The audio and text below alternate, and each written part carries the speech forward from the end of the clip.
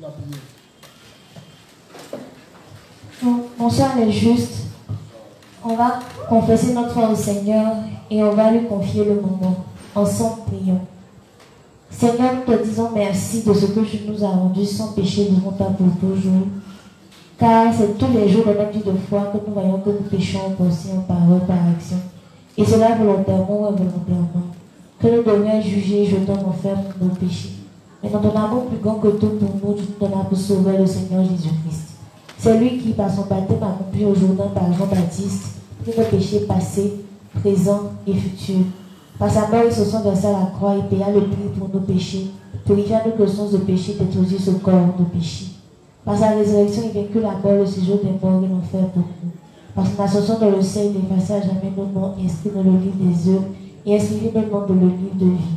Il a été éternel le pardon de nos péchés et il nous donna le Saint-Esprit que tu peux nous donner à tous ceux qui croiraient en ses œuvres. Par ses œuvres, Seigneur, je te livrerai une bonne fois pour toutes des forces de démons et de Satan. Merci, Seigneur, de ce que tu nous as rendus justes, saints et sans péché devant ta pour toujours. Amen. Merci, Seigneur, pour ce moment que tu as permis. Merci, Seigneur, de ce que toi-même tu parles au travers de ton serviteur. Merci, Seigneur, d'éloigner de lui toute forme de malaise, de stress. Merci, Seigneur, de disposer nos cœurs afin de recevoir ta parole. Merci, Seigneur, pour la compréhension que tu nous donnes. Merci de presser le pas des retardataires et de mettre dans le cœur de chacun d'entre nous l'envie, mais surtout la nécessité de nous unir à l'Église de Dieu. C'est au nom de Jésus-Christ que nous avons tous prié. Amen. Amen. Merci, chère collaboratrice. Donc, je me présente. Je suis Luc Edouard Dumont le Juste, inspecteur à la section, à la mission Nouvelle Vie, section Côte d'Ivoire, dirigée par le pasteur Tableau Sylvain. Aujourd'hui, nous sommes au jeudi 31 mars 2022 et j'interviens sur les 5 combinaisons de la foi. Et les 5 combinaisons de la foi, ça fait. Aujourd'hui, nous sommes à la 3e semaine d'enseignement. Hier, nous avons vu la nécessité de fixer pédagogiquement la parole de Dieu. Qui se souvient de quelque chose? Qui se souvient de quelque chose? Nécessité de fixer pédagogiquement la parole de Dieu. Ça se trouve dans le renoncement à soi.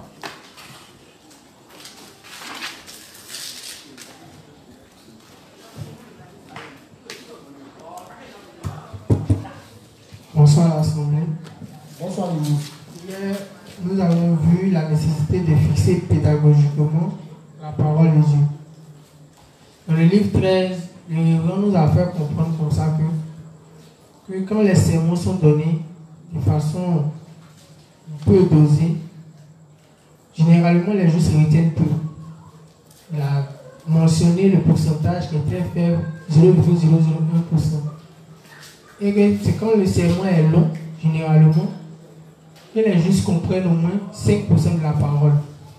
Et cela est même insignifiant. C'est-à-dire c'est quand les justes qui sont un peu matures dans la foi, plus grands, peuvent atteindre à 10 à 20% de la parole. Donc il est nécessaire de ce que tous les justes s'unissent fréquemment afin de comprendre et d'emmagasiner les 5% peu à peu, de sorte à vraiment donner un cocktail plus tard.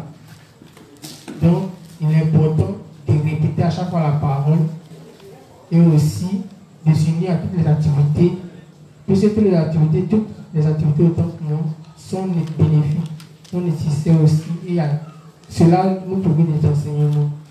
Donc, suite à cela, le juste peut avoir des enseignements pour à chaque fois emmagasiner ces données spirituelles en question. Amen, merci beaucoup. Donc, dans la nécessité de fixer pédagogiquement la parole, qui était le chapitre 3 du renoncement à soi, on a vu que quand le sermon est court, les gens retiennent 0,0001%. Donc, le révérend conseille que nous fassions un sermon long. Quand le sermon est long, en général, les justes retiennent 5%. Et quand nous sommes unis à toutes les activités de l'église, nous retenons 5%, 5%, 5%, et quand ça s'accumule, ça peut nous faire porter du fruit. Et il a dit aussi que ceux qui sont matures spirituellement arrivent à retenir environ 10 à 20% de la parole.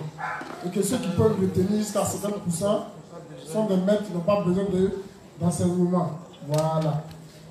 Donc c'était le petit résumé. Puis hier, on a sélectionné quelques principes sur l'obéissance. Un principe sur l'obéissance, un principe sur la prière, un principe sur la foi, un principe sur la nécessité de s'unir à l'église et aux serviteurs, un principe sur la persévérance, Satan et la persévérance des saints. Et puis on a pris un principe sur le renoncement à soi. Et on a tiré un test dans la Bible. Hier, on a travaillé sur quel test? La Bible, Ruth. La Bible. Ruth, la Moabite. Sur Ruth, on a travaillé sur Ruth, la Moabite. Voilà. On a vu que Ruth a été obéissante. Elle a suivi les prescriptions de Naomi. Et ça lui a permis d'être l'arrière-grand-mère de David, de qui va sortir par la suite Christ. Voilà. Donc en réalité, quand le pasteur nous donne de bosser sur les 5 combinaisons de la foi, c'est parce que certainement, bientôt nous allons rencontrer des difficultés. Voilà. Et face à ces difficultés-là, nous devions exercer notre foi. Et dans notre foi, il doit y avoir ces éléments-là, c'est-à-dire être obéissant, être uni à l'église de Dieu. Parce qu'un juste qui n'est pas obéissant, quel que soit ce qu'il fait à l'église, ça ne peut porter de fruits. C'est ce que le révérend dit. Et si nous ne sommes pas obéissants et que nous n'avons pas une foi correcte en Dieu, si nous sommes obéissants, mais que nous n'avons pas une foi correcte, ça ne peut aussi porter de fruits. Les uns valent les autres. Et dans tout ça, en plus de tout cela, nous devons connaître Satan et savoir comment il agit. Satan, le but de Satan, c'est de nous empêcher d'atteindre notre but. Notre but qui étant d'aller au paradis, Satan va tout faire pour nous empêcher d'aller au paradis. Parce qu'il sait bien que nous sommes les chouchous de Dieu. Dans nécessité dans le renoncement à soi, on n'a pas vu un chapitre. Quand on a fini, après on a vu un 4e chapitre. Le 4e chapitre, c'est nous devons aimer Dieu plus que le monde. Voilà, lui qui a fait le document a omis ça. Donc nous avons retrouvé. Donc on peut ajouter. Dans le renoncement à soi, on avait vu grand 1, fonctionnement du renoncement à soi. Grand 2, fonctionnement du renoncement à soi par pourcentage. Et puis grand 3, nécessité de fixer pédagogiquement la parole. N'est-ce pas? Maintenant, il y a un grand 4 qui est nous devons aimer Dieu plus que le monde. Ça fait partie du renoncement à soi. Celui qui aime le monde, c'est évident qu'il ne renonce pas à lui. Parce que le monde est inimitié contre Dieu. Voilà. Donc nous ne devons pas aimer le monde plus que Dieu. Ça va? Donc pour aller un peu plus vite, on va lire. Le premier principe, c'est dans le livre 31, page 214, paragraphe 3, ligne 3 à la ligne 11.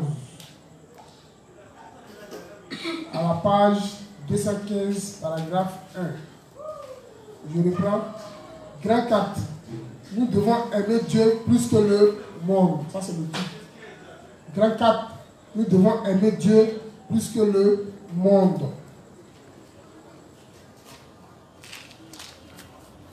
Livre 31, page 214, paragraphe 3, ligne 3 à ligne 11.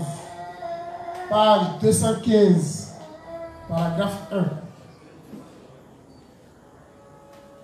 Je reprends. Livre 31, page 214, paragraphe 3, ligne 3 à ligne 11. Page 215, paragraphe 1. Ça va?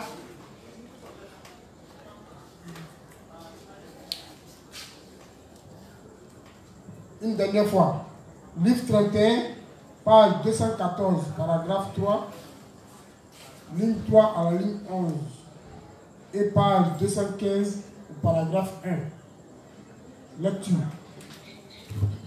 Donc, c'est mon espoir et ma prière que vous et moi marchions avec le Seigneur et vivions par la foi jusqu'au jour de son retour. En ce temps du retour imminent du Seigneur, nous devons réellement suivre le Seigneur, faire son œuvre et partager son pain. Cette œuvre de partage du pain de vie n'est pas quelque chose qui ne concerne que les ministres. Diffuser l'évangile, c'est aussi partager le pain pour vous. Si vous aimez le Seigneur plus que quoi que ce soit dans ce monde, alors vous pouvez vivre comme serviteur de Jésus-Christ pour partager son pain avec le peuple de Dieu. Puisque la force de continuer de vivre comme cela nous est donnée par le Seigneur, nous sommes maintenant capables de mener ce genre de vie avec le Seigneur. Si nous devions aimer les choses du monde plus que le Seigneur, alors nous serions incapables de vivre pour lui. Amen. Donc ici, le révérend nous dit que nous devons aimer le Seigneur plus que tout. N'est-ce pas?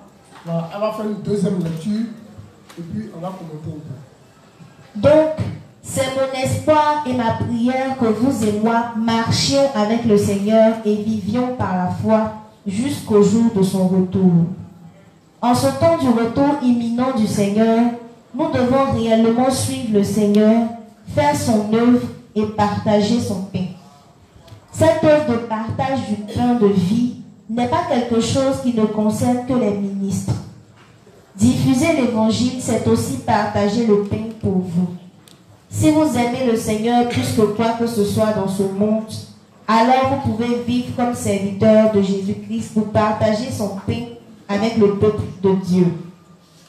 Puisque la force de continuer de vivre comme cela nous est donnée par le Seigneur, nous sommes maintenant capables de mener ce genre de vie avec le Seigneur.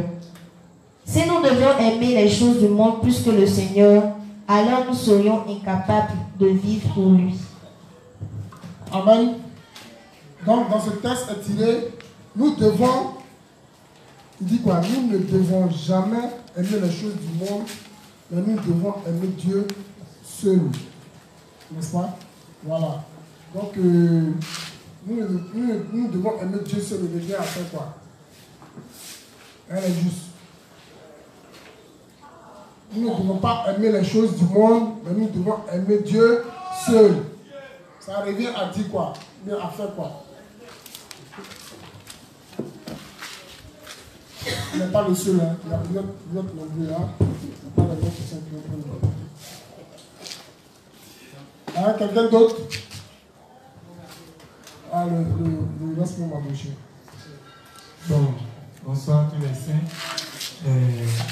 À partir de ce que vient de dire, aimer Dieu seul et ne pas aimer le monde, revient à dire que nous devons vivre pour la diffusion de l'évangile, pour le salut des hommes, parce que c'est la volonté de Dieu que tout le monde parvienne à la connaissance de la vérité pour être sauvé. Donc aimer Dieu et ne pas aimer le monde revient à vivre pour l'évangile. Amen. Merci beaucoup. Donc, ici, aimer Dieu et ne pas aimer le monde revient à vivre pour le Seigneur et à partager l'évangile, à partager le pain. Hein? Suivre le Seigneur et partager son pain. Et aussi, il en ressort que nous devons aimer le Seigneur, revient à dire que Dieu nous donne la force. C'est Dieu qui nous donne la force de faire les choses de Dieu. Hein? Le 5e jour, le juste vivra par la foi et pour la foi. Voilà, donc c'est Dieu qui nous donne la force de faire les choses de Dieu. Deuxième principe, dans le même livre 31, à la page 215, paragraphe 3, page 216, c'est une continuité, page 216, paragraphe 2, ligne 1 à la ligne 8, page 217, paragraphe Je reprends. Le deuxième principe, nous devons aimer Dieu plus que le monde, qui est le chapitre 4, qui est le grand 4. Le deuxième principe, c'est le même livre 31, page 215, paragraphe 3, page 216, paragraphe 2. Dans le paragraphe 2, c'est de la ligne 1 à la ligne 8. Et puis, la page 217, tout le paragraphe 1. Ça va? Je reprends. Le même livre 31, page 215, paragraphe 3, page 216, paragraphe 2, ligne 1 à la ligne 8, page 217, paragraphe 1. Ça va? Lecture. Peu importe combien nous pouvons essayer de vivre pour le Seigneur, s'il y a quelque chose que nous aimons plus que le Seigneur, cela nous deviendrait alors impossible de vivre pour lui, car il ne prendrait pas plaisir en nous. Nous faisons parfois des erreurs, même si nous aimons le Seigneur et le suivons plus que ce qui est dans le monde. Mais le Seigneur tolère ce genre d'erreurs occasionnelles. Cependant, si nous devons aimer les choses du monde plus que le Seigneur, alors cela amènerait de l'insatisfaction dans nos cœurs. Il ne pourrait plus marcher avec nous et serait jaloux, disant avec frustration: cela m'est égal maintenant, fais ce que tu veux et vis comme tu veux. Mes chers croyants, le retour du Seigneur est maintenant imminent. Une chose est très claire, c'est que nous devons aimer le Seigneur plus que quoi que ce soit d'autre dans ce monde. Cependant, si nous devons aimer le Seigneur plus que ce qui est dans ce monde, il rendra nos cœurs heureux et pleins de joie. Il nous donnera la joie dans nos cœurs, la sagesse, la paix et le repos. Bon. Ok. Donc, nous devons aimer Dieu plus que le monde. On va faire une lecture. Peu importe combien nous pouvons essayer de vivre pour le Seigneur, s'il y a quelque chose que nous aimons plus que le Seigneur, cela nous deviendrait alors impossible de vivre pour lui, car il ne prendrait pas plaisir en nous. Nous faisons parfois des erreurs, même si nous aimons le Seigneur et le suivons plus que ce qui est dans le monde.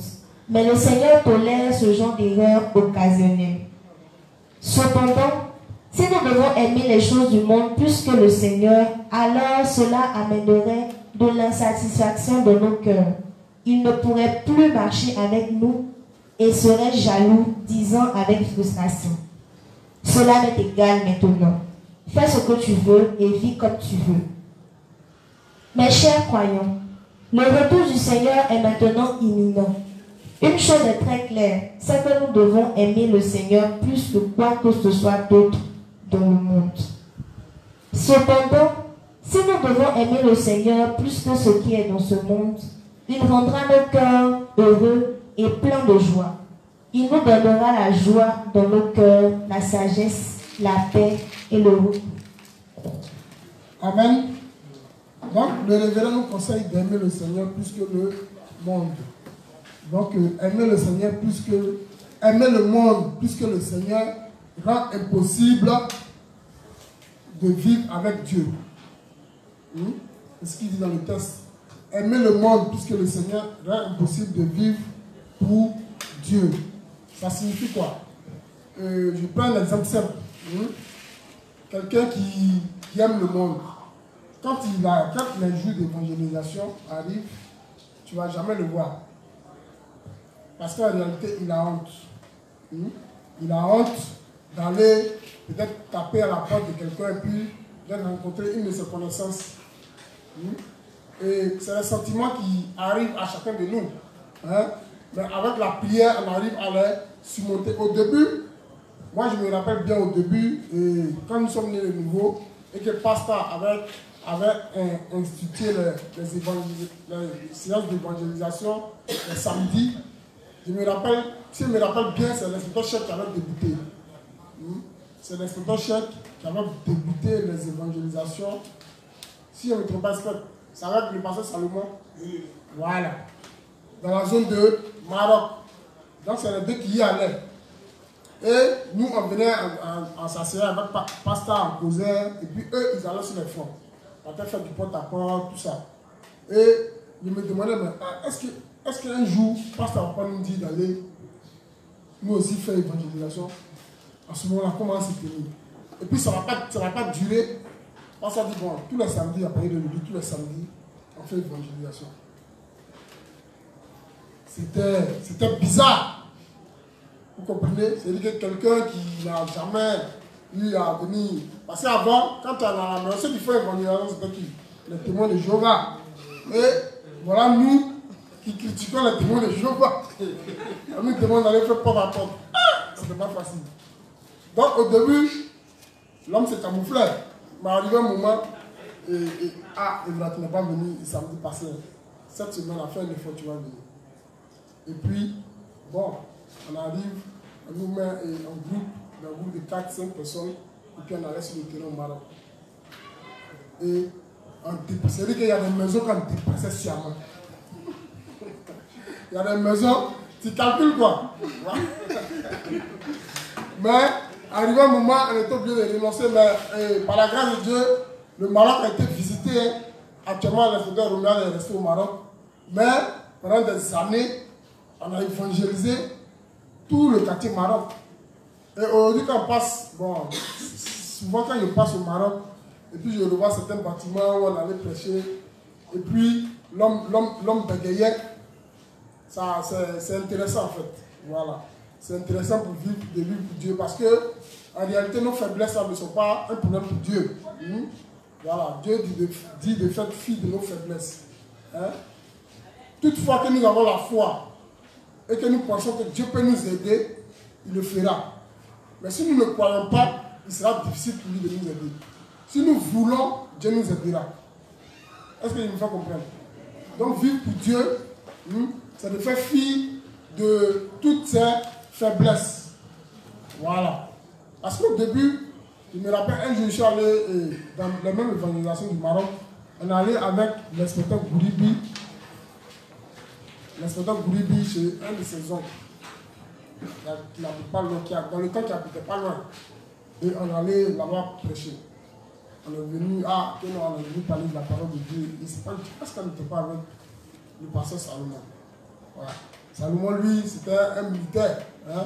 Ceux qui sont allés évangéliser avec lui dans le temps, ils connaissent lui, il est direct. Voilà, il vient passer le verset. Donc, ce jour-là, c'était intéressant. Avec l'inspecteur Gouribi, on a échangé avec l'homme. Bon, à ce moment, l'homme ne maîtrisait pas. C'est-à-dire que l'homme était novice. En matière de versets, on ne connaissait pas, moi, je ne connaissais pas beaucoup de versets, assez de versets. Le verset qu'il maîtrisait, le seul verset qu'il maîtrisait à l'époque, c'était Matthieu 3, 13. N'est-ce pas? Hein? Voilà. Donc c'était l'un des versets qu'il maîtrisait. Et puis le Marc 7. Marc 7, 20 à 21. Hein? Et puis Marc aussi, Marc 7. Je crois bien Marc 7, oui. Marc 7, 9. Voilà. Donc c'était le verset. C'est-à-dire que s'il arrive sur le front, que le gars, il a éliminé mes versets, c'est foutu. Je suis à sa merci. Mais au début, c'était pas facile. Et on a appris comme ça souvent à fuir les fronts. Quand tu arrives que c'est un gars qui est dangereux, tu mets une technique en place et puis bon, on va faire appel au dévancier. C'est bien sûr nous, on n'est pas trop bon dans la parole. Si vous nous permettez, on va appeler nos dévanciers, ils vont venir. Et c'est comme ça, souvent, on peut appeler un inspecteur chef et ils viennent nous aider dans le front. Et par la suite, aujourd'hui, on connaît en partie, mais on peut se défendre face à n'importe quel type d'arme. Voilà. Parce qu'on a mis à cœur de faire l'œuvre de Dieu. Donc nos faiblesses et nos manquements ne sont pas un problème devant Dieu. Il suffit de seulement porter son esprit, porter toutes ses pensées à vouloir faire l'œuvre de Dieu. C'est ce que Dieu nous demande. Quand il nous dit de ne pas aimer le monde, hein, c'est ce que Dieu veut que nous ayons une pensée pour son œuvre, tout simplement. Donc, il dit, aimer le monde plus que le Seigneur rend impossible de vivre pour lui. Si nous aimons trop le monde, il sera difficile pour nous de prêcher l'évangile. Je me rappelle aussi, quand on partait faire les enseignements à l'Okwa, dans le temps avec le pasteur Tableau, les après-midi, dimanche après-midi, on soulevait nos bancs, on prenait nos bancs au bord, on mettait sur notre tête, on avait nos sacs en bandoulière, et puis on traversait le quartier en marche à pied jusqu'à l'Okwa. Et les gens se moquaient de nous. Les gens disaient, ah voilà les Chinois. Parce que tous, ils ont sac en bandoulière. Donc, malgré cela, on n'a pas baissé les bras. Et ce sont nos amis même. Hein. Ce sont nos amis avec qui on marchait. C'est eux qui nous montraient du doigt. Excusez-moi, il n'y a pas un peu de... ma gueule est sèche. Aujourd'hui, le responsable m'a pensé à moi. Il m'a donné un peu d'eau.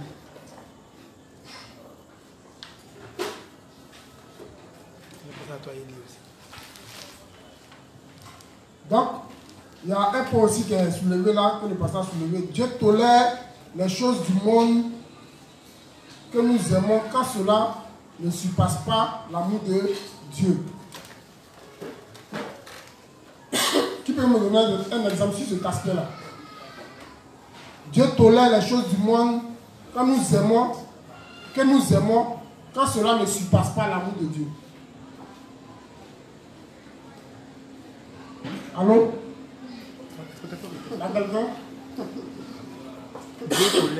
Dieu tolère les choses du monde que nous aimons quand cela ne surpasse pas l'amour de Dieu. Dieu tolère les choses du monde que nous aimons quand cela ne surpasse pas l'amour de Dieu.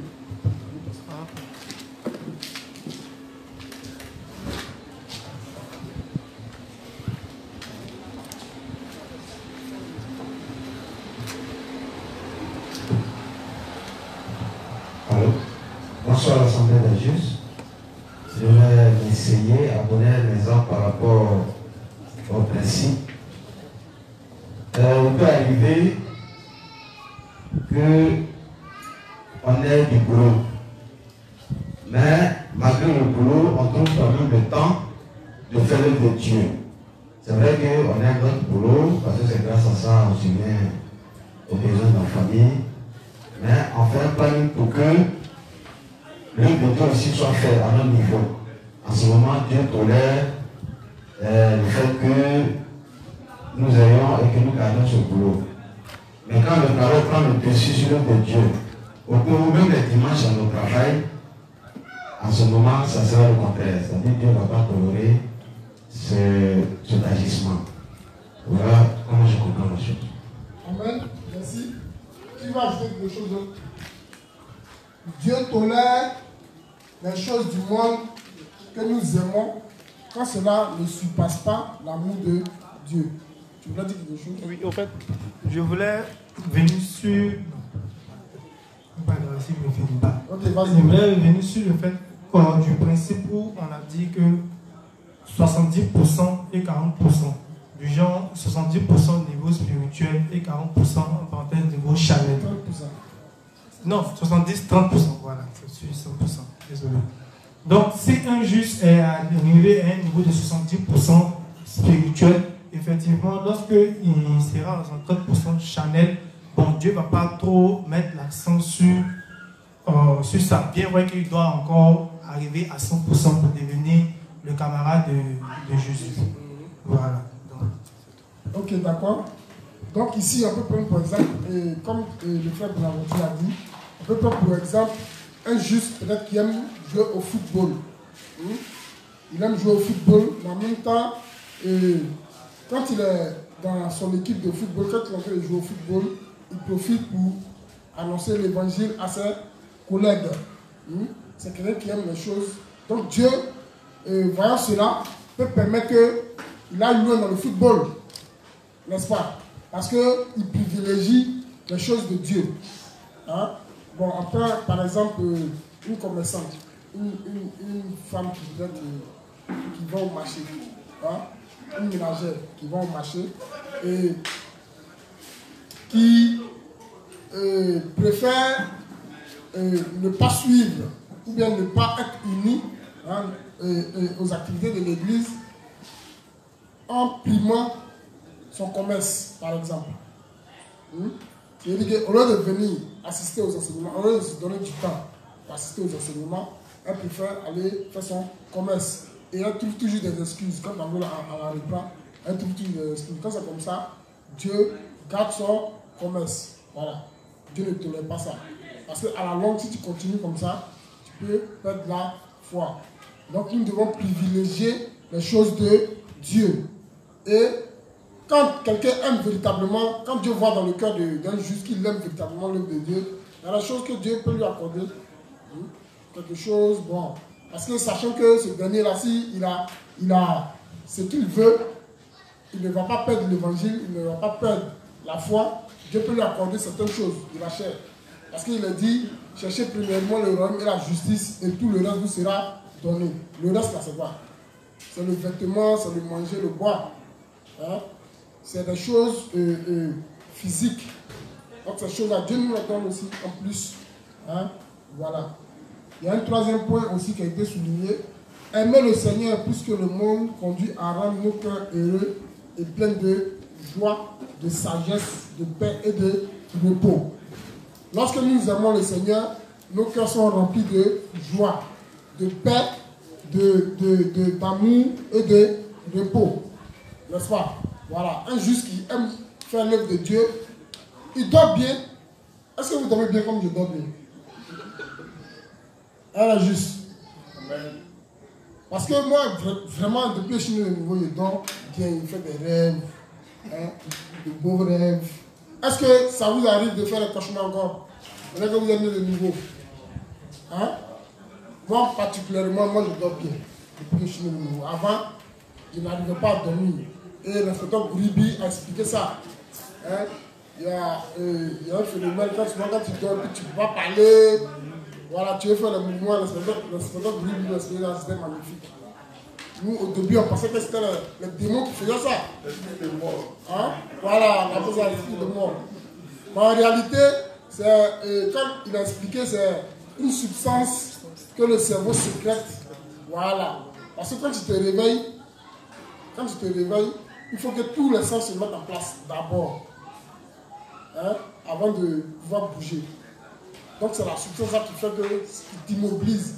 Afin que le corps puisse reprendre avant de te lever. Donc, quand ça se fait comme ça, on se dit que non, il y a un esprit qui est couché sur nous. Ce qui fait qu'on ne peut pas se lever. Or, ça s'explique. Hein? Et les pasteurs légalistes prennent ça pour charger leurs fidèles pour leur soutirer de l'argent. Ici encore, il est mentionné, si nous aimons le monde plus que Dieu, il ne nous parlera plus pendant des jours alors qu'il habite en nous. Si nous aimons le monde plus que Dieu, il ne nous parlera plus pendant des jours alors qu'il habite en nous. Et dans le texte, le révérend dit que Dieu est jaloux. La Bible dit que Dieu est jaloux. Donc, voilà. Si on sent que... Parce que ça se sent en fait. Quand l'esprit qui en nous est triste, attristé, ça se sent. Ou bien, ce n'est pas des choses qu'on peut expliquer. Voilà, nous, c'est le soupir inexprimable. Donc, on peut expliquer. Mais tu dois savoir que l'esprit de Dieu n'est pas content. Parce que ça fait au moins 2 mois que tu ne lis pas, et tu ne pries pas, tu ne fais aucune œuvre spirituelle. Quand tu vois le juste, tu fuis, tu te caches. Quand tu appelles, tu te broches. Dans ton cœur là-bas, tu sens que l'esprit de Dieu n'est pas content. Hein? Quand tu vas faire les choses, généralement ça ne marche pas, mais tu t'entêtes. Tu sens que l'esprit de Dieu n'est pas content. Oh! Il a dit qu'il aime bien, châtie bien. Oh, Dieu, il châtie. Hein? Si tu es un juge, que tu vis, que tu n'as pas de problème, il faut appeler les problèmes. Et c'est quand nous avons des problèmes, quand les hommes ont des problèmes, c'est là qu'ils se souviennent que Dieu est là. Hein? Si tu vis une vie peinard, sans problème, c'est bien évident que tu oublies Dieu. Or, quand il y a des difficultés, c'est à ce moment-là que tu cherches Dieu de toutes tes forces, n'est-ce pas? Quand il y a des difficultés que tu ne peux pas les résoudre, c'est là que tu vois que Adonai est ton Père. Mais si tout coule, tout va bien chez toi, bon, souvent ça t'amène à penser que toi-même tu es Dieu. Que moi, je peux faire. Comment j'ai prié pour demander pas dentifrice? Hein? Comment j'ai prié pour demander brosse? Ah, c'est notre aussi. Ça, c'est le petit truc. Ça, il peut avoir ça facilement. Hein? Or, il a dit que pour tout et en tout, nous devons demander l'aide de Dieu. Parce que qui sait, la pâte dentifrice que tu achètes là peut te tuer. Est-ce que vous savez ça? C'est-à-dire que la pâte dentifrice là, que tu achètes pour te brosser là, ça peut te tuer. Il peut y avoir des éléments dedans. Peut-être si la pâte est périmée, ou bien elle est mal conservée, ou bien il y a un poison qui a été injecté dedans, tu prends, tu te brosses, tu meurs. Il y a des gens qui sont allés boire coup d'un coin, ils ne savaient pas qu'ils sont morts. Ou bien, à Benjerville, parce que le truc était empoisonné. Donc tu peux aller au restaurant, voilà pourquoi on dit de rendre grâce à tout moment. Tu peux aller au restaurant, vouloir me dire, ah mais moi l'argent peut demander à Dieu. Et puis tu ne pries pas, tu payes ta mort, tu payes peut-être un plat de 5 cents, tu t'assois, tu finis le ah, il y a Salamane qui est tombé dans le truc. Et puis devant toi, il y a deux qui sont tombés, voilà, quand on a tous les problèmes maintenant. Tu veux intercéder, on te dit de prier avant. Donc, Dieu peut nous éviter ces choses-là. Quand on prie beaucoup, Dieu nous évite. Ne voyons pas le fait de, comment on appelle ça, bon manger. Il a prié. Tout est plus pour celui qui est plus. De toute façon, c'est pas ce qui va me sauver. Et puis, paf, c'est juste la vérité. C'est dangereux. C'est la chose que Dieu tolère. Mais après un certain niveau, Dieu ne va plus tolérer. Voilà. Donc on fait les efforts. On demande à Dieu, ah Seigneur, aide-nous à pouvoir te prier en tout et pour tout. Donc, il dit, si nous aimons le monde plus que Dieu, il ne parlera plus pendant des jours alors qu'il habite en nous. Dieu habite en nous. Mais si nous aimons le monde plus que lui, il va se fâcher contre nous. Et il ne va plus nous parler. Quelqu'un qui aime le monde plus que Dieu, c'est quelqu'un qui ne fait aucune activité spirituelle. Il est toujours en train de chercher l'argent. C'est les gens qui se jouent les grands businessmen. Hein? Toujours c'est lui. Et puis, ces gens, les personnages, généralement, ils n'ont jamais rien. C'est étrange. Ils se jouent les grands businessmen, mais en réalité, quand tu viens, il n'a jamais rien. Donc, il faut venir à l'église. Bon, ta même condition, c'est dans la même condition que tu es. Tu as quitté l'église pour aller chercher l'argent. Tu n'as pas, il faut revenir. Hein? Et en eux-mêmes, là, quand tu les vois, ils sont un peu ténébreux. C'est des justes, mais tu sais que Dieu n'est pas. Ils savent qu'ils ne sont pas dans la vérité, ils ne sont pas dans le droit second, mais ils ne veulent pas renoncer. Par orgueil. C'est dangereux. Ça va, non? Donc, on a fini maintenant sur le renoncement à soi. Il y a d'autres principes, mais on va garder ça tout. Voilà, donc on a bouclé sur le renoncement à soi. Comme je l'avais dit, on va prendre un principe. Je dis, chaque jour, on allait prendre un principe sur l'obéissance, un principe sur la foi, un principe sur la prière, un principe sur être uni à l'église et aux serviteurs, un principe sur Satan et la persévérance des saints, un principe sur le renoncement à soi, et après on allait boucler la boucle par une histoire de la Bible. Donc, ma collaboratrice a fait une sélection de principes qu'elle va nous lire. Aujourd'hui, on va travailler avec Abraham. Abraham, le père de la foi. Voilà.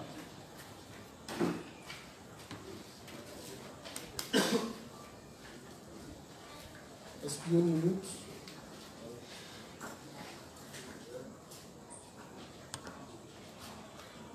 Donc, le principe sur l'obéissance est tiré du livre 59, page 90, paragraphe 4. Le principe sur l'obéissance est tiré du livre 59, page 90, paragraphe 4. Le titre c'est « Le dirigeant est utile pour apprendre à obéir à Dieu ». Livre 59, page 90, paragraphe 4. Le dirigeant est utile pour apprendre à obéir à Dieu.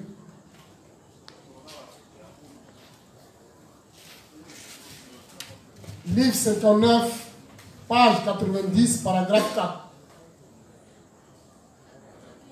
Le dirigeant est utile pour apprendre à obéir à Dieu. Ça va? Une dernière fois. Livre 59, page 90, paragraphe 4. Le dirigeant est utile pour apprendre à obéir à Dieu. Point. Lecture. Donc, je ne peux suffisamment insister sur l'importance pour vous d'obéir à Dieu. Il y a beaucoup de choses que vous exhorte à faire dans votre vie. Chacune de ces choses vous est indispensable. Bien sûr, vous pouvez penser que ces choses sont banales et ne comptent pas vraiment. Mais vous devez apprendre à obéir à Dieu pas à pas à partir du plus petit pas. Sans votre dirigeant dans l'église de Dieu, il n'y a personne qui puisse vous apprendre à obéir à Dieu. Amen. Amen. Donc, ici le révérend nous dit que le dirigeant est utile pour obéir à Dieu. N'est-ce pas? Parce qu'il y a des juifs qui disent comme ça que c'est l'obéissance là, c'est l'obéissance à la parole. Et non l'obéissance à un homme. Effectivement, on ne vous a jamais dit de suivre des hommes. Et la preuve en est, lorsque nous sommes venus vous prêcher, on ne vous a jamais parlé de nous-mêmes. On n'est jamais venu dire non, le pasteur Tango a dit, et ainsi de suite. Peut-être que c'est les cacoïstes qui font ça. Donc nous sommes toujours inspirés de la parole de Dieu pour annoncer l'évangile. Donc, quand le royaume de Dieu est établi, il y a des règles. Dieu n'est pas, comme on le dit chez nous dans notre jargon, Dieu n'est pas gaou. Dieu n'est pas gaou. Dieu, il travaille au travers de ses serviteurs. Sinon, tu allais connaître l'évangile de par toi-même. C'est rare. Nous, le révérend Paul Saint lui-même, il y a quelqu'un qui lui a prêché, et puis il a écouté, il a cru et il est né de nouveau. À plus forte raison, nous autres. C'est quelqu'un forcément qui nous a parlé, qui nous a prêché l'évangile, et nous sommes nés de nouveau. Donc pourquoi ne pas écouter nos dirigeants dans la foi? C'est ceux-là même qui seront à même de nous apprendre à obéir à Dieu. Voilà. Parce qu'il faut qu'il y ait un éclaircisse dans l'esprit de tout un chacun. On ne fait pas l'apologie de quelqu'un. Comme il a dit, nous sommes avec le pasteur Tango, vu que Dieu soit avec lui. C'est notre leader. Moi, particulièrement, c'est mon leader. Donc, quand je vois son projet et je compare avec la parole de Dieu, je vois que c'est conforme. Quand je regarde son projet et que je lis les ouvrages du révérend Paul Saint, je vois que le projet est conforme. Voilà pourquoi je suis avec lui. C'est mon professeur dans la foi. C'est lui qui m'a formé. Il n'y a pas de plus normal qu'il soit mon leader. Sinon, le pasteur Tango n'est jamais venu pour s'auto-proclamer leader. Il ne l'a jamais fait. Voilà. Donc, nous croyons en ce qu'il dit. Parce que tout ce qu'il dit vient du révérend Paul C. Young, qui lui aussi le tient de Dieu. Voilà. Parce que tout ce que le révérend Paul C. Young dit au travers de ses ouvrages sont tirés de la Bible. Il ne parle pas en dehors de la Bible. Il prend les versets et puis il explique. Voilà pourquoi il est conseillé de lire d'abord ce livre, hein, avant de venir lire la Bible. Voilà. Parce que c'est la Bible que le révérend Paul Saint explique. Donc, c'est au travers du dirigeant que nous pouvons obéir à Dieu. Ça, c'est le premier temps sur l'obéissance. On va prendre un temps sur la foi, qui est tiré du livre 61, page 406, paragraphe 2, page 407, paragraphe 2.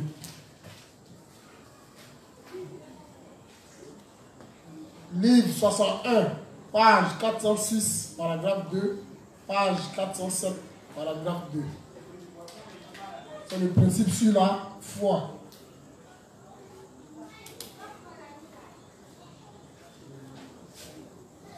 Livre 61, page 406, paragraphe 2, page 407, paragraphe 2. Ça va? Une dernière fois, le principe sur la foi, livre 61, page 406, paragraphe 2, page 407, paragraphe 2. Lecture. C'est pourquoi nous devons d'abord reconnaître dans quel état nous nous trouvons et ce que nous devons faire. Et nous devons entrer dans cette guerre spirituelle. Un instant. Le titre du principe, c'est tout faire par la foi. Le titre du principe, c'est tout faire par la foi. Livre 61, page 406, paragraphe 2, page 407, paragraphe 2. Tout faire par la foi. Vas-y. C'est pourquoi nous devons d'abord reconnaître dans quel état nous nous trouvons et ce que nous devons faire. Et nous devons entrer dans cette guerre spirituelle en réfléchissant à ce que nous devons faire pour aider ceux qui meurent. Toute notre préparation et nos actions doivent être faites avec la foi, qui croit en la parole de Dieu. Aussi, nous ne devons pas faire de guerre spirituelle avec notre chair. Une personne qui s'engage dans une guerre spirituelle en s'appuyant sur sa force de chair est une personne très stupide. Une telle personne ne commet que le péché devant Dieu. Si nous faisons la guerre spirituelle sans croire en la justice de Dieu, nous finirons par être vaincus. Quelle que soit la tâche qui nous est assignée, nous devons croire que c'est le commandement de Dieu pour nous de l'accomplir. Et nous devons accomplir les œuvres de la justice de Dieu et du salut des âmes par la foi. Les saints doivent vendre des choses sur le marché par la foi. Vous devez faire des affaires par la foi. Vous devez proclamer l'évangile par la foi. Vous devez vivre par la foi et votre but dans la vie doit être établi par la foi. Nous devons vivre avec la foi qui croit en la justice de Dieu. Amen. Amen. Une deuxième lecture. C'est pourquoi nous devons d'abord reconnaître dans quel état nous nous trouvons et ce que nous devons faire. Et nous devons entrer dans cette guerre spirituelle en réfléchissant à ce que nous devons faire pour aider ceux qui meurent. Toute notre préparation et nos actions doivent être faites avec la foi qui croit en la parole de Dieu. Aussi, nous ne devons pas faire de guerre spirituelle avec notre chair. Une personne qui s'engage dans une guerre spirituelle en s'appuyant sur sa force de chair est une personne très stupide. Une telle personne ne commet que le péché devant Dieu. Si nous faisons la guerre spirituelle sans croire en la justice de Dieu, nous finirons par être vaincus. Quelle que soit la tâche qui nous est assignée, nous devons croire que c'est le commandement de Dieu pour nous de l'accomplir et nous devons accomplir les œuvres de la justice de Dieu et du salut des âmes par la foi. Les saints doivent vendre des choses sur le marché par la foi. Vous devez faire des affaires par la foi. Vous devez proclamer l'évangile par la foi. Vous devez vivre par la foi et votre but dans la vie doit être établi par la foi. Nous devons vivre avec la foi qui croit en la justice de Dieu. Amen. Donc ici, le révérend nous dit, celui qui s'appuie sur sa chair pour faire une bataille spirituelle est quoi? Une personne stupide. Ça veut dire quoi? Ça veut dire qu'il est bête. Ça veut dire quoi? Faire une bataille en s'appuyant sur sa chair, ça veut dire quoi? pas besoin de Dieu pour faire. Faire une bataille spirituelle en s'appuyant sur sa chair. Mener une guerre spirituelle en s'appuyant sur la force de sa chair. Ça signifie quoi? Bon, comme on dit généralement chez nous, bon, ça allait sur le front en s'appuyant sur ses propres pensées. Voilà. Sur sa propre connaissance et tout. Amen. En s'appuyant sur ses propres connaissances. Du genre, j'ai un doctorat ou bien un master ou bien un PhD. Un BA ou bien quelque chose comme ça. En langue ou bien en lettres modernes. Donc ça veut dire que je peux convertir 3000 âmes en même temps. Le révérend dit que c'est une personne qui est stupide. Voilà. Quand nous allons sur le front, nous devons prier. Nous devons confier le front à Dieu. Il y a l'inspecteur chef qui veut intervenir.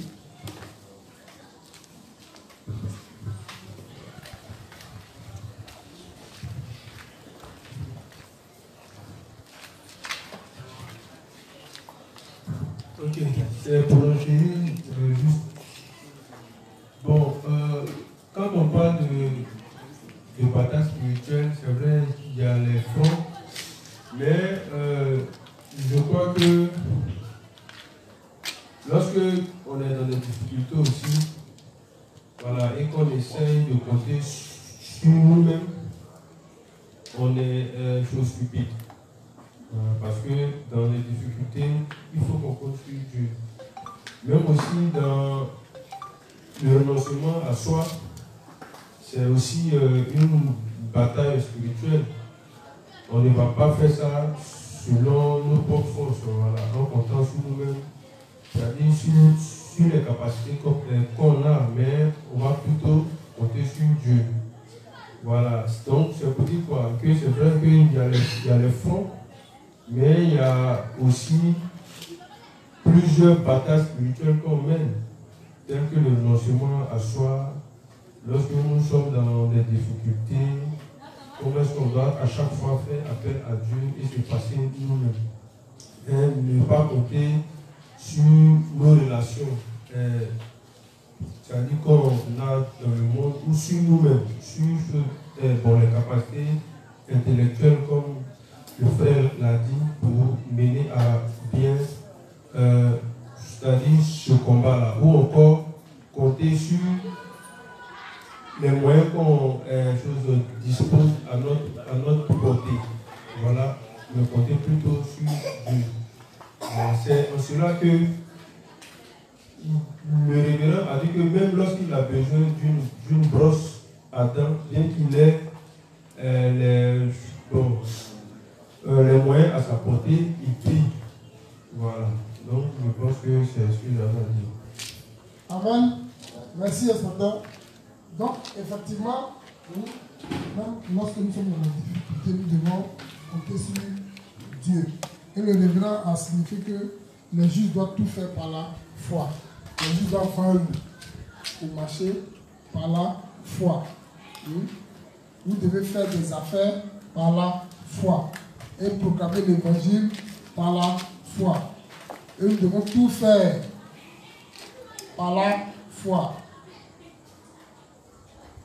Merci beaucoup, inspecteur. Donc, on va passer au principe sur la prière, qui est tiré du livre 39, page 58, paragraphe 2 et 3. Le titre c'est « Penser que Jésus est Dieu l'autorise à exaucer nos prières ». Le principe sur la prière est tiré du livre 39, page 58, paragraphe 2 et 3. Le titre, c'est « Penser que Jésus est Dieu l'autorise à exaucer nos prières ». Livre 39, page 58, paragraphe 2 et 3. Penser que Jésus est Dieu l'autorise à exaucer nos prières. Ça va?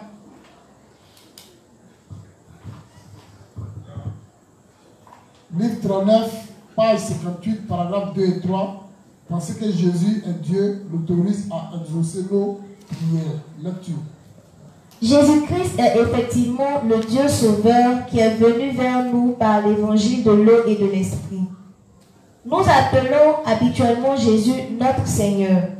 Et cette désignation signifie qu'il est le Dieu sauveur.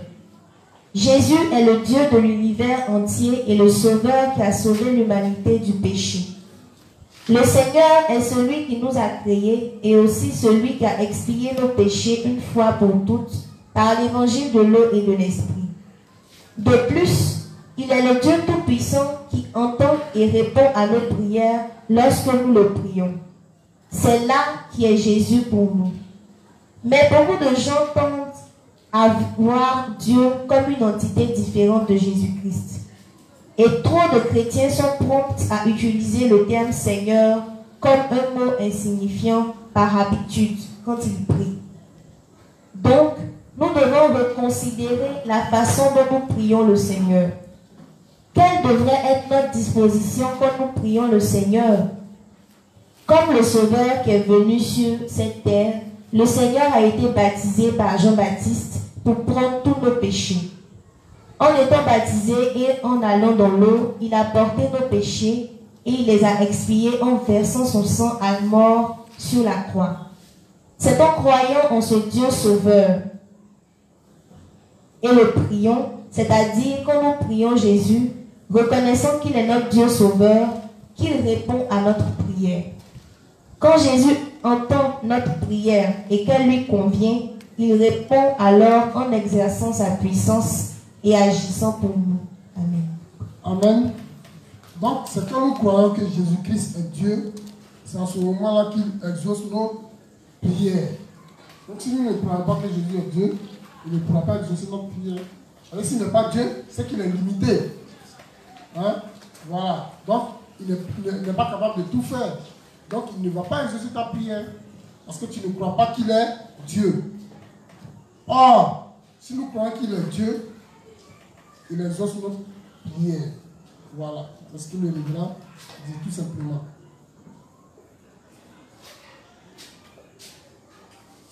On va passer au principe s'unir au serviteur de Dieu et à l'église de Dieu. Qui est tiré du livre 30, page 69, paragraphe 2. S'unir au serviteur de Dieu et à l'église de Dieu. Livre 30, page 69, paragraphe 2. Le titre c'est le rôle de l'église quand nos faiblesses sont révélées et que nous les admettons. S'unir au serviteur de Dieu et à l'église de Dieu. Livre 30, page 69, paragraphe 2. Le titre c'est le rôle de l'église quand nos faiblesses sont révélées et que nous les admettons.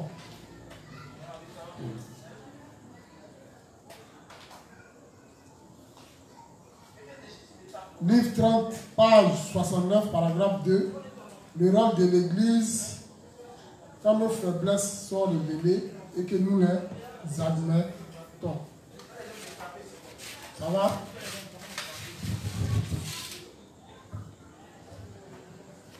Une dernière fois. Nous sommes sur le principe de s'unir au serviteur de Dieu et à l'église de Dieu. Le principe est tiré du livre 30, page 69, paragraphe 2. Le titre c'est le rôle de l'église quand nos faiblesses sont révélées et que nous les admettons. Ça va? Lecture. Mais aucune personne dans l'église de Dieu ne vous rejettera en montrant vos manquements comme un problème. L'église de Dieu pointe vos faiblesses quand elles sont révélées, mais au lieu de vous condamner, l'église de Dieu vous enseigne à louer le Seigneur qui a pris même les erreurs par l'eau, le sang et l'esprit. Ne pensez pas, s'il vous plaît, que l'église de Dieu ne pourra pas accepter vos erreurs, insuffisances et faiblesses. Quand vous humiliez votre cœur, reconnaissez vos erreurs volontairement et venez devant le Seigneur demander son aide. Le Seigneur vous utilisera comme instrument précieux de son œuvre. Amen. Amen. Deuxième lecture. Mais aucune personne dans l'Église de Dieu ne vous rejettera en montrant vos manquements comme un problème. L'Église de Dieu pointe vos faiblesses quand elles sont révélées, mais au lieu de vous condamner, l'Église de Dieu vous enseigne à louer le Seigneur qui a pris même les erreurs par l'eau, le sang et l'esprit. Ne pensez pas, s'il vous plaît, que l'Église de Dieu ne pourra pas accepter vos erreurs, insuffisances et faiblesses. Quand vous humiliez votre cœur, reconnaissez vos erreurs volontairement et venez devant le Seigneur demander son aide. Le Seigneur vous utilisera comme instrument précieux de son œuvre.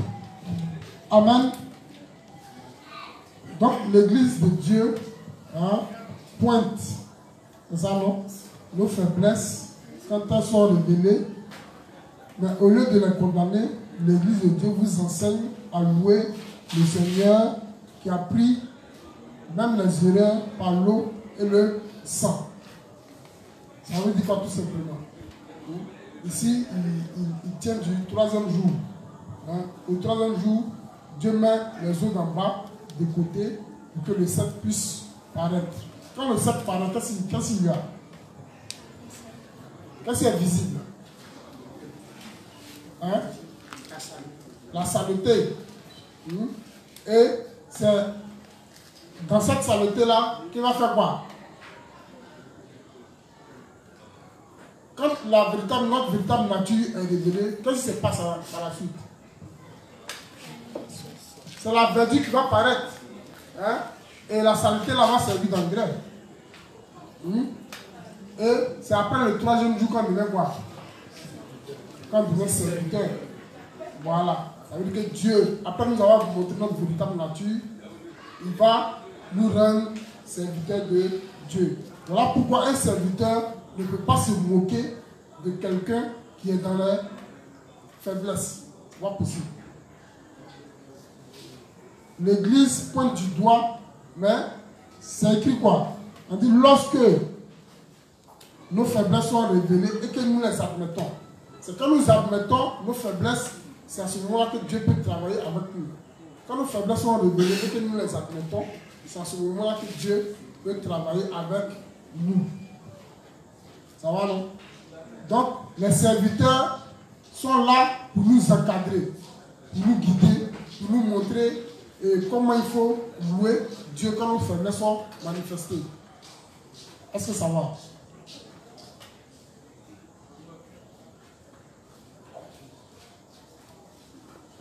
On prend le principe sur Satan. Satan. Livre 58, page 234, paragraphe 2. Livre 58, page 234, paragraphe 2. On a divisé, on a mis Satan à part, la persévérance des saints à part. Voilà. Livre 58, page 234, paragraphe 2. Le titre c'est « Le pouvoir du nom de Jésus devant les démons ». Le pouvoir du nom de Jésus devant les démons. Livre 58, page 234, paragraphe 2.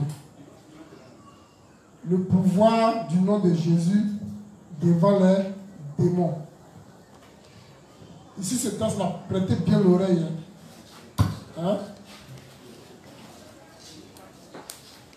Le pouvoir du nom de Jésus devant les démons. Livre 58, page 234, paragraphe 2. Le pouvoir du nom de Jésus devant les démons. Ça va?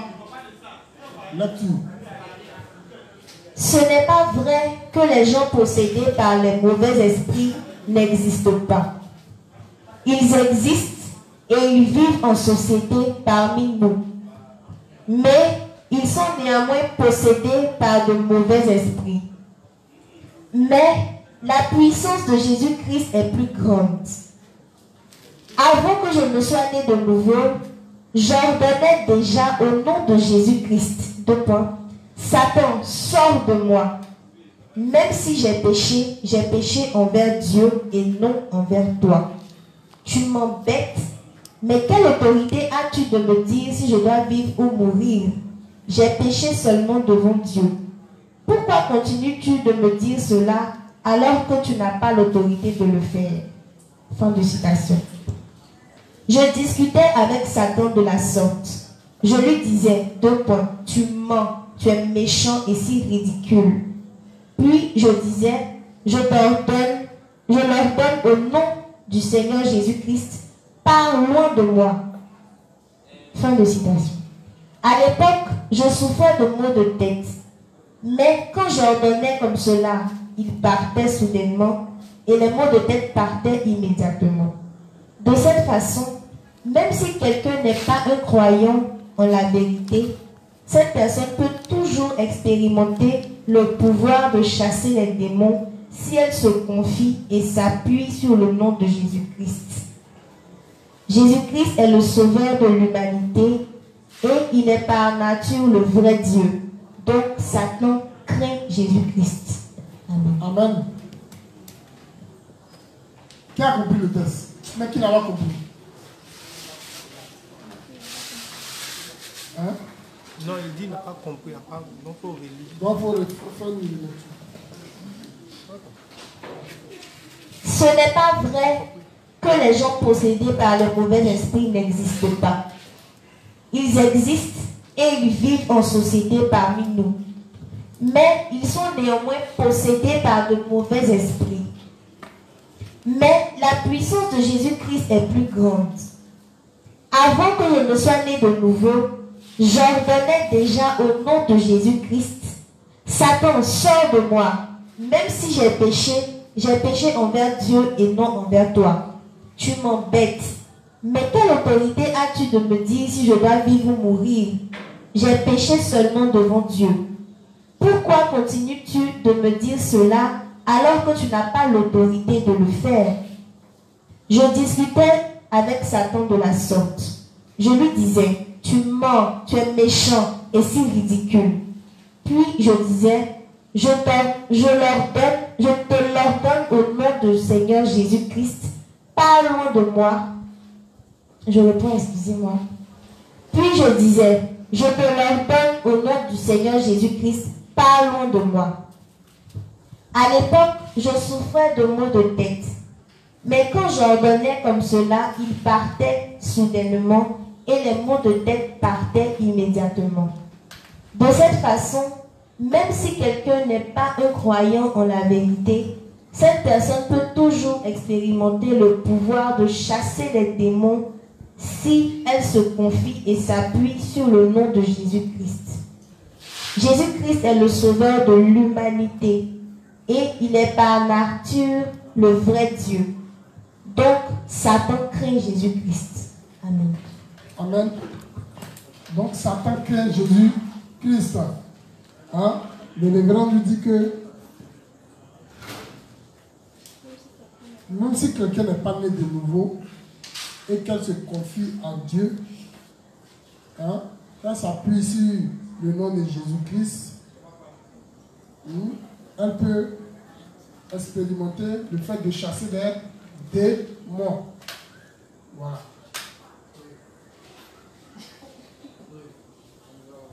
Vous dites? C'est une question.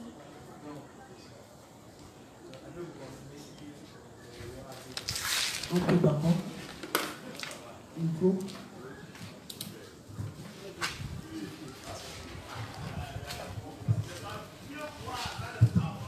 Bonsoir les pauvres. Bonsoir le Saint. C'est pour confirmer ce que le révérend a dit là. Lorsque on se confie à l'Éternel, même n'étant pas né de nouveau, peut arriver que vous puissiez chasser les démons. Voilà. J'ai fréquenté une cellule en Kumasi. Et là, avant, j'ai expérimenté certaines choses et j'ai connu même des amis qui faisaient ça. Voilà, donc, c'est vraiment vrai. Ok, d'accord. Ok, d'accord. Donc, le révérend dit que, voilà, hein, même ceux qui ne sont pas nés de nouveau peuvent expérimenter le fait de chasser les démons au nom de Jésus. Parce que, en réalité, Jésus, le nom de Jésus, c'est tout un système. c'est le système sacrificiel du pardon des péchés éternel. Voilà. Donc le révérend dit donc on prend. Le texte sur la persévérance des saints. Donc ici, le révérend nous a montré une méthode pour chasser les démons au nom de Jésus. Au nom de Jésus, si nous croyons fermement que nous chassons, les démons s'en iront. Mais la méthode la mieux conseillée, c'est de prêcher l'évangile. Hein? Si vous voulez chasser les démons, hein, il faut prêcher l'évangile à la personne qui est possédée. Une fois que la personne croit en l'évangile de l'esprit, le Saint-Esprit vient demeurer dans son cœur. Les démons ne peuvent plus y revenir. Mais dans le texte, on voit que le révérend dit qu'il avait des mal de tête souvent. Donc quand il prie, le diable ça va. Mais est-ce qu'après les mal de tête, les maux de tête ne reviennent pas? Voilà. Donc, il a dit donc on prend. La persévérance des saints, livre 40, page 88, page 89, paragraphe 1 et 2.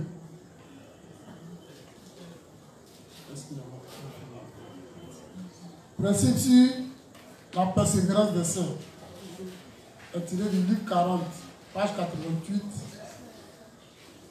associé à la page 89, paragraphe 1 et 2.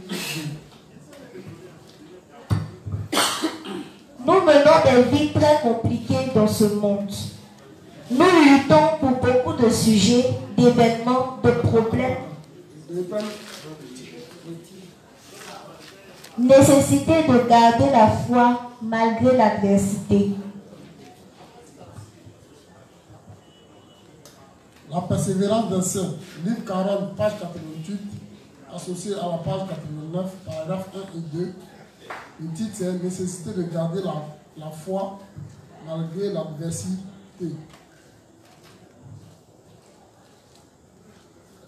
Nécessité de garder la foi malgré l'adversité. Nous menons des vies très compliquées dans ce monde. Nous luttons pour beaucoup de sujets, d'événements, de problèmes et d'inquiétudes qui montent pour compliquer encore plus nos vies. Donc, quand nous adorons Dieu, nous confions nos pensées troublées au Seigneur. C'est un monde dur là-dehors. Comme il y a tellement d'événements compliqués qui se passent, nous sommes constamment inquiets et vexés. Un humain est comme un arbre face au vent. Comme un arbre s'incline d'avant en arrière en différentes directions selon la direction dans laquelle souffle le vent, tout le monde va aussi de gauche à droite en fonction de ses circonstances, pensées et environnement. Comme chacun vit dans ce monde, tout le monde est influencé par ses affaires. Par exemple, quand un homme d'affaires est préoccupé par son affaire, il lui est difficile de ne pas penser à ses dossiers d'affaires, même quand il est dans le culte. La même chose va pour les autres. Garder sa foi n'est pas une chose si facile. Néanmoins, nous devons calmer nos cœurs et mettre nos inquiétudes au repos. C'est seulement quand nous purifions nos pensées chargées pour reposer dans la paix que nous pouvons vraiment adorer Dieu. Je sais très bien que tout comme moi, quand votre pensée est préoccupée par quelque chose de sérieux, ce souci est constamment dans votre tête. Comme vous et moi vivons dans cette société diverse et complexe qui change tout le temps, nos pensées sont très envahies de différents sujets. Mais en réalité, c'est peut-être juste notre regard qui est compliqué quand la situation réelle n'est pas si compliquée. Après tout, si les besoins de base du vêtement, de la nourriture et du logement sont pourvus, le reste des problèmes ne sont pas si grands soucis. Peut-être que nous, humains, essayons de résoudre le problème de nos besoins basiques d'une façon inutilement compliquée, alors que nous pourrions le résoudre de façon facile et simple. Néanmoins, je suis pleinement conscient de combien c'est difficile et dur pour vous et moi de défendre notre foi en ces temps de la fin.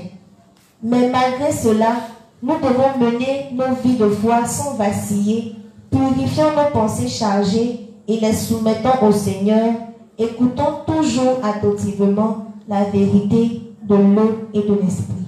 Amen. Amen. Donc le révérend dit que malgré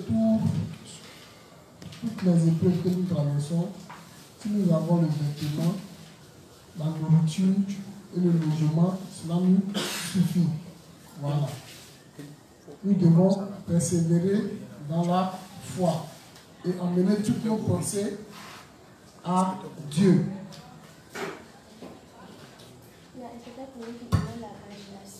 Non, il a posé une question concernant le thème passé, tout de suite, concernant Satan. Concernant Satan? Ouais. Donc, on a fini d'abord pour avoir répondu à sa question. Oui.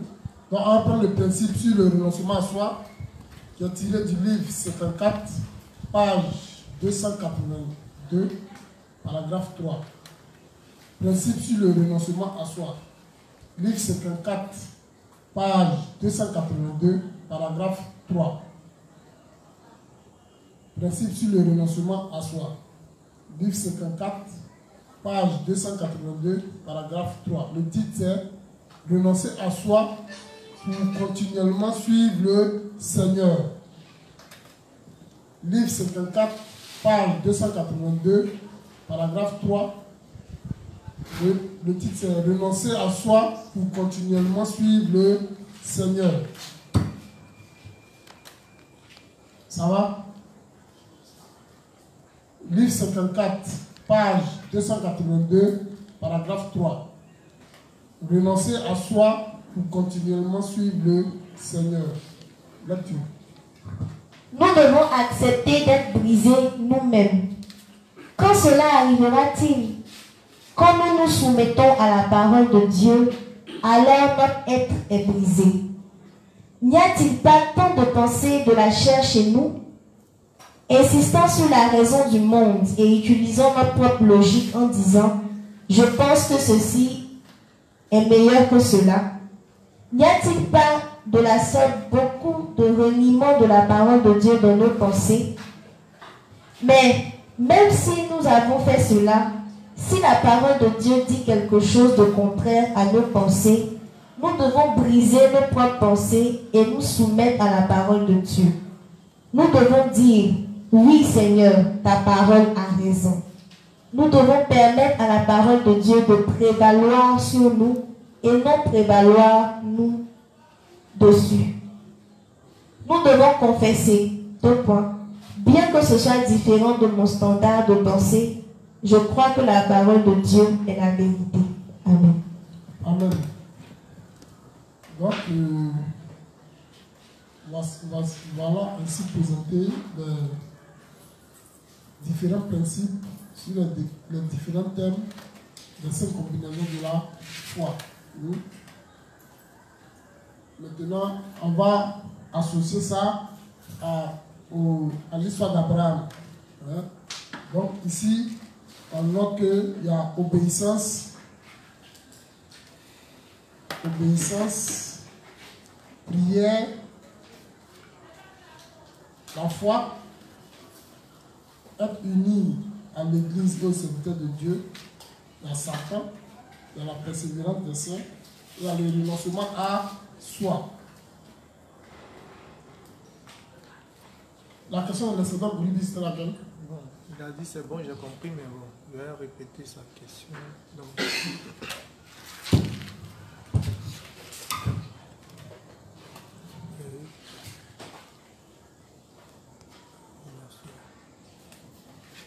il dit comment comprendre le fait qu'un pécheur puisse chasser un démon en rapport avec le sceau de Satan.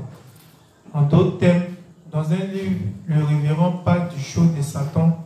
Alors, comment comprendre ce que le révérend vient de dire en rapport avec le sceau de Satan? Est-ce que Satan sort vraiment ou bien il fait semblant? S'il sort vraiment, comment expliquer son sceau?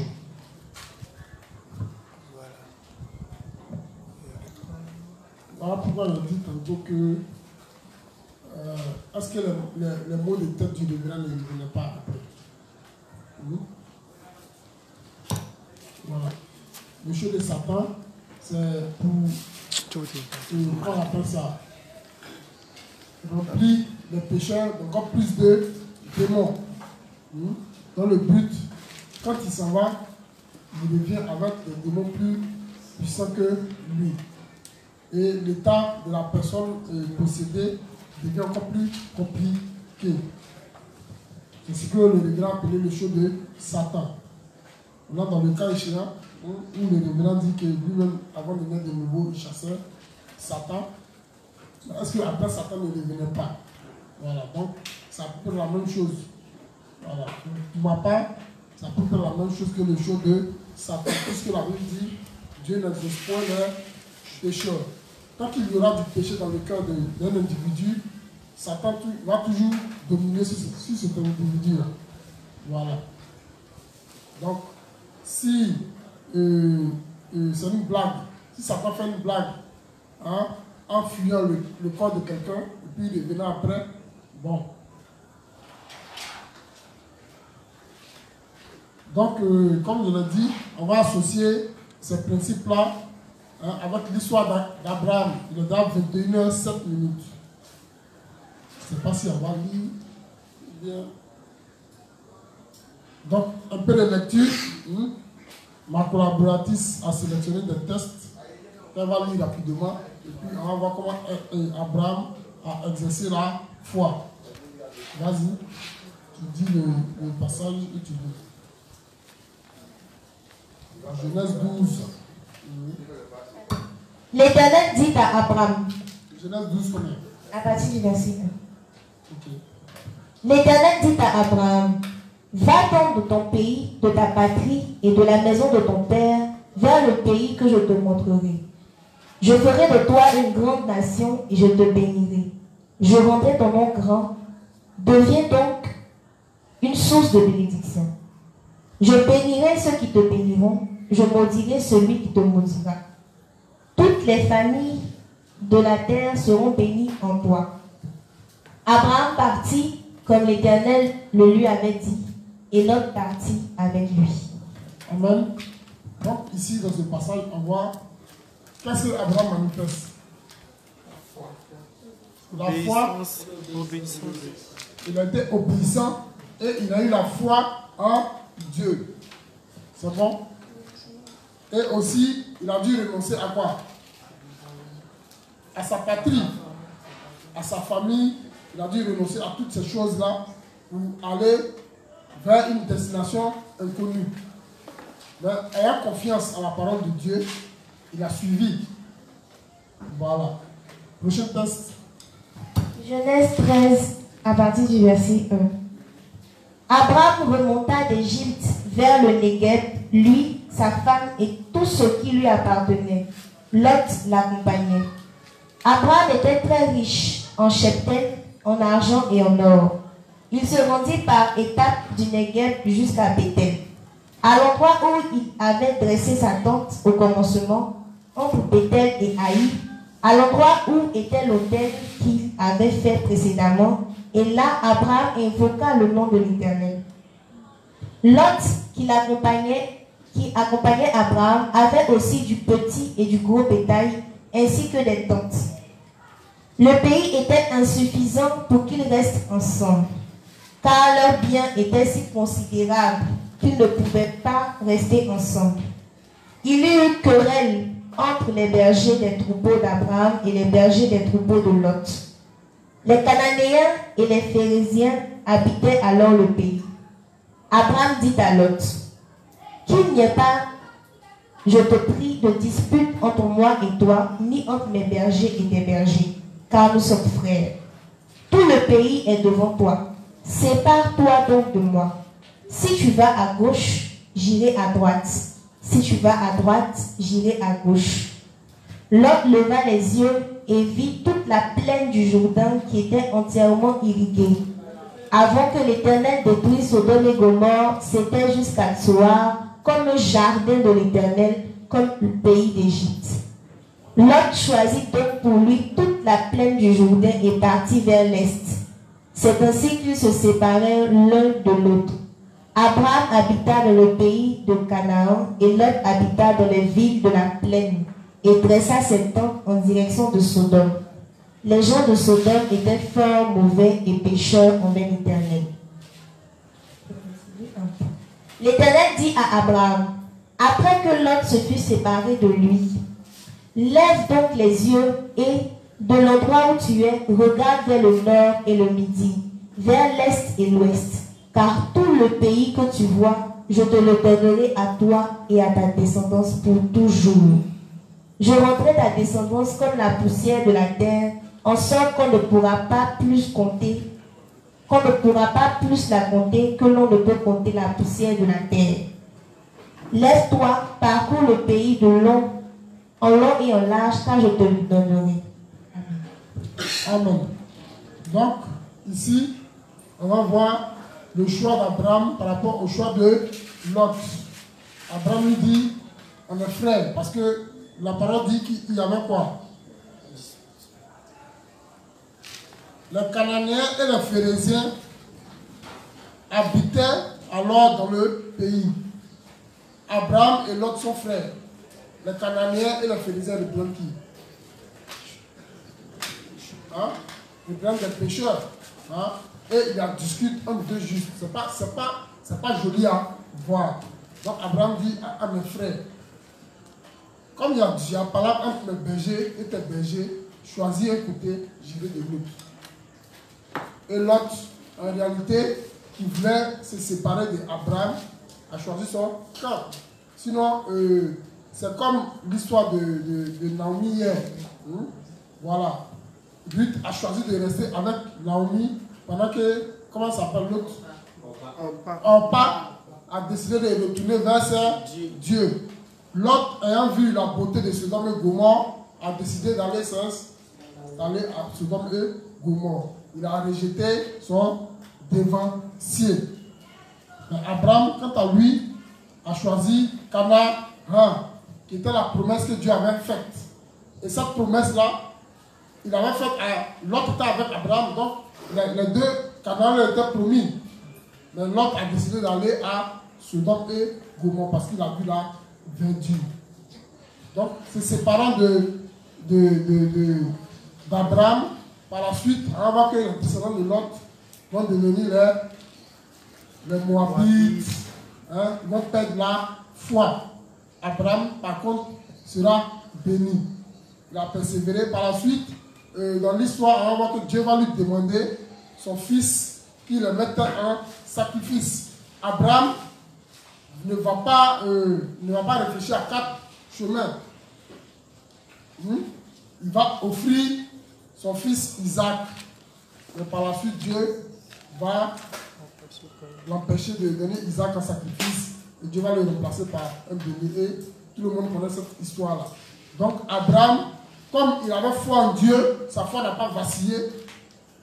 Et il a craint Dieu. Aujourd'hui, il a été déclaré le père de la foi. Donc l'histoire d'Abraham est dans Genèse. Vous pourriez aller parcourir ça et voir quelle était la sorte de foi que Abraham a exercée pour pouvoir être appelé le père de la foi. Abraham a cru en toute la parole de Dieu, sans exception. Voilà, et sans douter. Voilà. Donc il est déjà 21h14. Qui a des questions? Question. La juste bénédiction.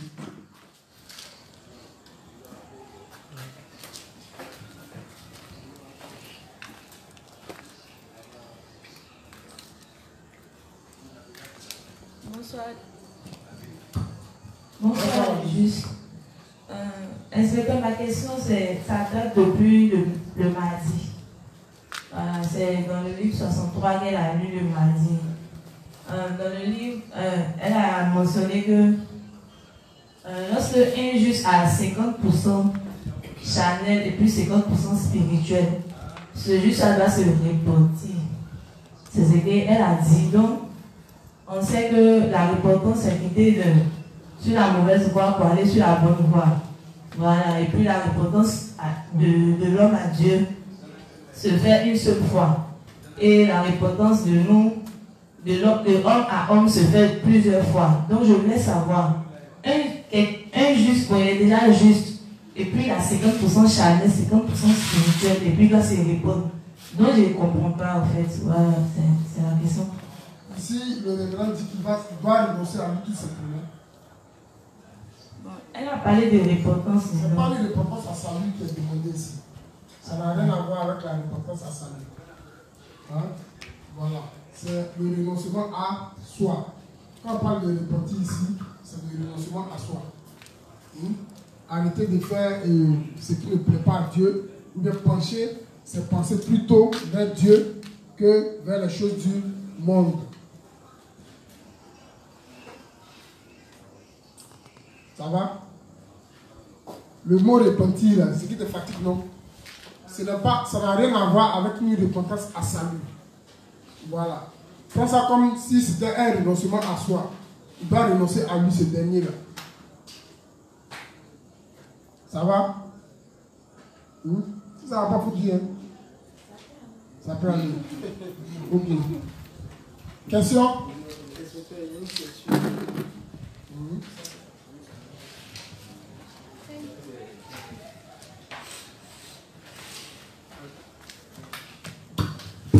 On va prendre la dernière question. Puis ceux qui ont des questions là, vous les avez là pour demain. Donc, ma question, on va faire spéciale question. Ma question pour c'est demain qu'on va répondre. Dans les tout premiers enseignements, on avait parlé de George Muller ici. George Muller. Voilà. Et puis on avait dit, on allait revenir dessus, puisque tout à l'heure, c'est la même question qui est revenue. C'est que c'était un pécheur et puis il était exaucé. Les inspecteurs ont essayé plus ou moins de répondre, mais on n'était pas tous d'accord. Donc, bon, on a dit qu'on allait revenir. C'est qu'il y avait d'autres explications à donner. C'est pourquoi j'aimerais qu'on revienne un peu dessus. Non, il a dit ici qu'il a demandé au pasteur John Shin. Il a dit que le révérend s'est servi de cette histoire-là pour montrer la foi que nous devons avoir. Hein? Le révérend s'est servi de l'histoire de George Muller pour montrer que nous devons persévérer dans la foi. Voilà. Parce que depuis, les inspecteurs ont expliqué que quand la personne est disposée, a un cœur disposé, Dieu permet qu'il puisse accomplir certaines choses. Voilà, ça fonctionne la disposition du cœur de l'individu. Voilà. Si tu veux demain je vais lire la réponse du révérend. Sinon, je lui ai posé la question et il a dit que le révérend a pris cette histoire de George Muller pour montrer comment est-ce qu'on doit exercer notre foi. Tu comprends, non? Quand on est face à une difficulté et quand on prie le Seigneur, on doit croire que véritablement Dieu va agir. Et jusqu'à la dernière minute, on doit croire. On ne doit pas baisser les bras. On doit persévérer dans la foi. Ça va? Donc demain, je vais lire la réponse du pasteur John Shin. Donc, on va faire la prière de fin. Et puis demain, que chacun apprête ses questions. Les justes, ensemble, on va dire merci au Seigneur pour ce moment et on va lui confier notre retour à la maison. Ensemble, prions. Seigneur Jésus-Christ, nous te disons merci pour ce moment bénissant que tu as permis. Merci Seigneur de ce que par ton Saint-Esprit, tu puisses nous faire comprendre la totalité ou du moins ce que nous pouvons comprendre en fonction de notre niveau de foi. Merci Seigneur de ce que tu as accompagné chacun d'entre nous à la maison saint et sauf et que tu nous as donné la force, la santé, les moyens d'être présents ici demain à l'heure. Merci Seigneur d'avoir permis cela pour nous. C'est en ton nom que nous avons prié. Amen. Amen.